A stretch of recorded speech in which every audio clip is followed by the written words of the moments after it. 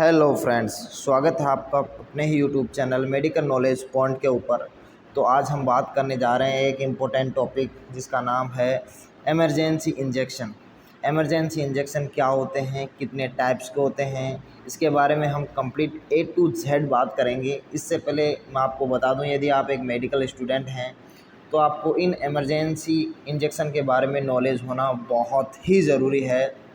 ये आपके medical profession में कहीं न कहीं इनका यूज़ होता ही है। तो बात करते हैं हम।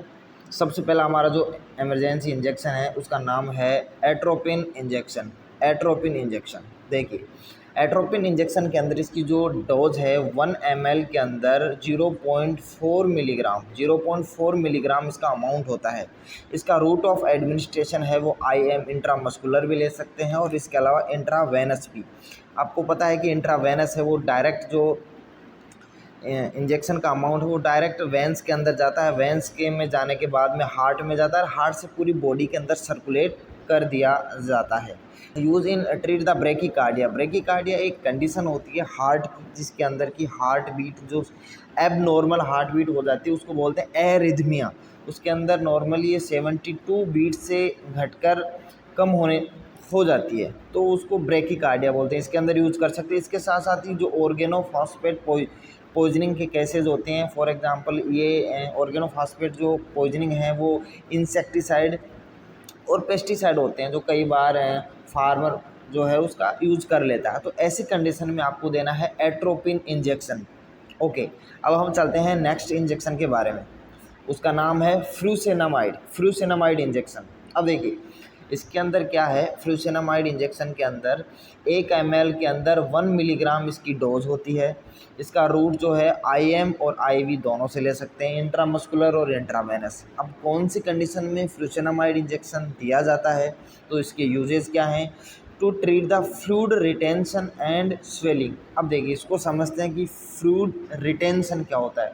फॉर एग्जांपल कोई पर्सन है वो वाटर का इंटेक कर रहा है और एनी लिक्विड हो सकता है कोई भी, तो वो लिक्विड लेने से उसकी बॉडी के अंदर वाटरी कंटेंट इंक्रीज हो रहा है और वो उसमें थिकनेस कोई बॉडी के किसी पार्ट के अंदर ज़्यादा थिकनेस होती जा रही है तो वहाँ पर वाटर का रिटेंशन हो रहा है, वहाँ वाटर का कलेक्शन हो रहा है और उस वाटर के रिटेंशन के कारण वहाँ पर स्वेलिंग प्रोड्यूस होती है। इसके साथ साथ ही इसको हाइपर जो टेंशन है उसके अंदर भी ये इसको दिया जा सकता है। ठीक है, तो हमने ये पढ़ा इंजेक्शन फ्रूसेनामाइड कौन सी कंडीशन में दिया जाता है, इसका डोज क्या होता है, ये आपको याद करना है। आगे देखिए थर्ड नंबर का जो हमारा इमरजेंसी इंजेक्शन है उसका नाम है इंजेक्शन डिगोजिन। अब देखिए इंजेक्शन डिगोजिन में आपको ये याद होना चाहिए कि इसका जो अमाउंट है वो क्या है।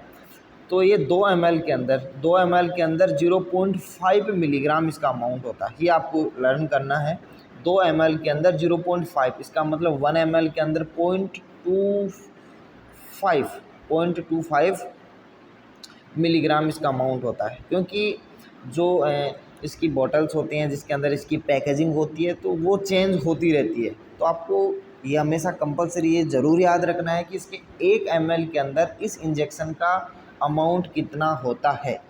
अब देखिए इसमें रूट ऑफ एडमिनिस्ट्रेशन है वो IV इंट्रावेनस। इंट्रावेनस के द्वारा इसका लिया जाता है ओनली एंड ओनली, क्योंकि इसमें IM नहीं दिया जाता, इसमें कॉन्ट्रा इंडिकेटेड है, ये आपको ध्यान में रखना है। इसके साथ साथ में ही इसके जो यूजेज हैं इर्रेगुलर हार्ट बीट के अंदर इसका यूज़ कर सकते हैं। इसके साथ साथ में हार्ट फेलियर की कंडीशन चाहे वो चाइल्ड के अंदर हो या फिर कोई एडल्ट हो, उन दोनों की केस में दोनों सिचुएशन के अंदर इमरजेंसी इंजेक्शन डिगोजिन लगाया जा सकता है। ओके, अब देखते हैं हमारा जो नेक्स्ट इंजेक्शन है इमरजेंसी इंजेक्शन, उसका नाम है calcium gluconate. Calcium gluconate injection देखिए, तो कैल्शियम ग्लूकोनेट इंजेक्शन है उसका डोज 1 ml के अंदर 100 मिलीग्राम इसका डोज होता है। ठीक है, इसका जो रूट ऑफ एडमिनिस्ट्रेशन है वो IM और IV दोनों हो सकता है। इसके यूजेज की बात करके चले हम तो इसका यूजेज किया जाता है, एक तो कंडीशन होती है उसका नाम है हाइपोकैल्सीमिया। हाइपोकैल्सिया मतलब hypo is denote the less loss, calcaemia calcium means law of calcium in body, या फिर हम ब्लड बोल सकते हैं। तो ब्लड के अंदर जो कैल्शियम का लेवल होता है वो कम हो सकता है। सर इसके बहुत सारे कारण हो सकते हैं। हो सकता है कि पीटीएस जो पैराथायरॉयड हार्मोन्स है उसका सिक्रेशन कम हो, क्योंकि पैराथायरॉयड हार्मोन जो है वो ब्लड के अंदर कैल्शियम को मेंटेन करके रखता है। इसके साथ साथ में हाइपोकैल्सीमिया की कंडीशन हो सकती है। कोई किडनी जो प्रॉब्लम है उसके अंदर भी हाइपोकैल्सीमिया की कंडीशन हो सकती है। इसके साथ साथ यदि बॉडी के अंदर विटामिन डी का सिंथेसिस सही रूप से नहीं हो रहा है तो उस कंडीशन में भी कैल्शियम का इनबैलेंस हो सकता है।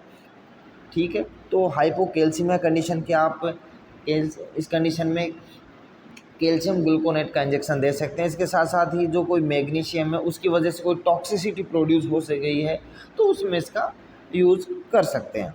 ठीक है, तो ये हमारा हुआ कैल्शियम ग्लूकोनेट। अब हम नेक्स्ट देखते हैं और एक लास्ट जो इमरजेंसी इंजेक्शन है उसका नाम है पोटेशियम क्लोराइड। ये तो आपने देखा ही होगा, कई बार जो वीकनेस हो जाती है उस कंडीशन के अंदर ये कॉमन सा इंजेक्शन होता है, ये तो दिया ही जाता है। तो आपको लर्न रखना है कि पोटेशियम क्लोराइड KCl का इंजेक्शन होता है। अब देखिए इसका डोज क्या है, इसका डोज गिवन है 150 मिलीग्राम। 1 ml के अंदर इसका 150 मिलीग्राम होता है। ठीक है, ये आपको लर्न करना है। इसका जो रूट ऑफ एडमिनिस्ट्रेशन है, इसको जो लेने का तरीका है वो only IV intravenous fluid, intravenous infusion इसके द्वारा इसका लिया जाता है। इसका यूजेज आप कर सकते हो to treat the hypokalemia. Hypo means deficiency, hypo means deficiency और केल्मिया, केल्मिया मीन्स पोटेशियम। तो पोटेशियम आयन की कोई भी प्रकार से डेफिशिएंसी हो जाती है उस कंडीशन के अंदर पोटेशियम क्लोराइड जो KCl है वो एक इमरजेंसी इंजेक्शन है, वो लिया जा सकता है। ठीक है, तो ये मैंने आपको 5 इम्पोर्टेंट जो इमरजेंसी इंजेक्शन है उसके बारे में आपको जानकारी दी। आशा करता हूँ कि आपको बहुत अच्छे से समझ में आया होगा। यदि फिर भी आपको कोई डाउट, कोई क्यूरी रह जाती है तो आप कमेंट बॉक्स के अंदर पूछ सकते हैं, आपको उसका रिप्लाई तुरंत दिया जाएगा। यदि आपको ये पसंद आया हो तो चैनल को लाइक, शेयर एंड सब्सक्राइब ज़रूर कीजिए। मिलते हैं एक नेक्स्ट वीडियो में एक नई अपडेट के साथ। तब तक के लिए जय हिंद।